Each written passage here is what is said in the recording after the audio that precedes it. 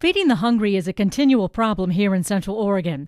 I'm Kelly Blyer with today's Take 5. We talk with Steve Murray of Neighbor Impact to get an update on area food banks this Thanksgiving week. First of all, Steve, tell me the outlook on the area food banks this Thanksgiving week. Well, it's winter. There's a big demand for food, and with the unemployment rates being what they are right now in Central Oregon, there is a big demand. The food banks are working hard to make sure that there is food for people both this week and the weeks after this, because we expect the demand to continue to be there. Now, I know in past stories they talked about the demand being greater and the donations down. Is that still the case? Well, the demand is great. Donations continue to be strong, both locally and out of the area. Store donations, the store donation program is doing well. Individual donors are doing a lot of work, both for us and for our partners that we work with. If people want to help out, what would you recommend they do? Because I think a lot of people it's the proverbial during the holidays, they think about this, and then, Yes. After December, they forget about it, and that's the challenge. But if people do want to reach out this week, what can they do? Well, they can. I would suggest that if people want to reach out this week, the best thing for them to do is to contact the agencies that are right in the communities that they live in. Because, to donate to us and then expect us to get it to an agency and an agency to get it to a client, the end user this week, that's a tough thing to plan. So, if people really want to feel like they're making an impact for someone's Thanksgiving, they need to go directly, as close as they can to where that need is. And that's the local agencies within their own communities. So if someone lives in Bend, where would they turn?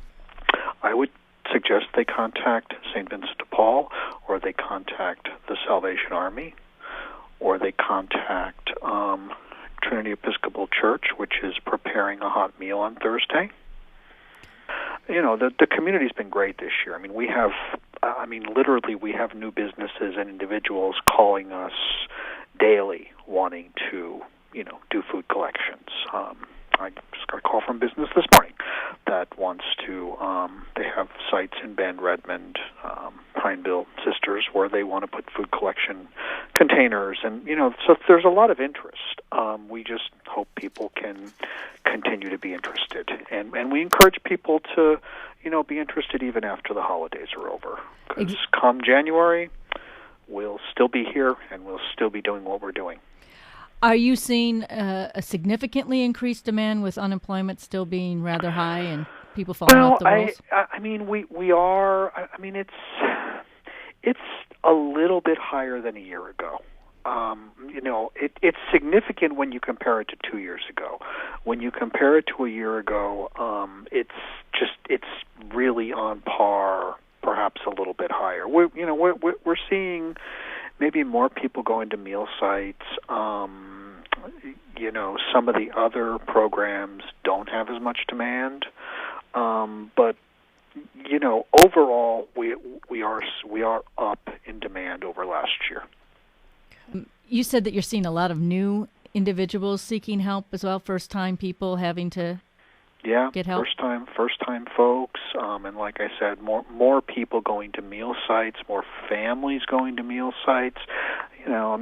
I think traditionally people think of a congregate meal site as, something where single individuals, adults, homeless, the chronic homeless as being, the participants in those programs. And now, there's seniors, there's families with children, and it's just, the times we're in have made that a reality for people. I'm Kelly Blyer. Take 5 is a presentation of 1110 KBND Radio News. The more you listen, the more you know.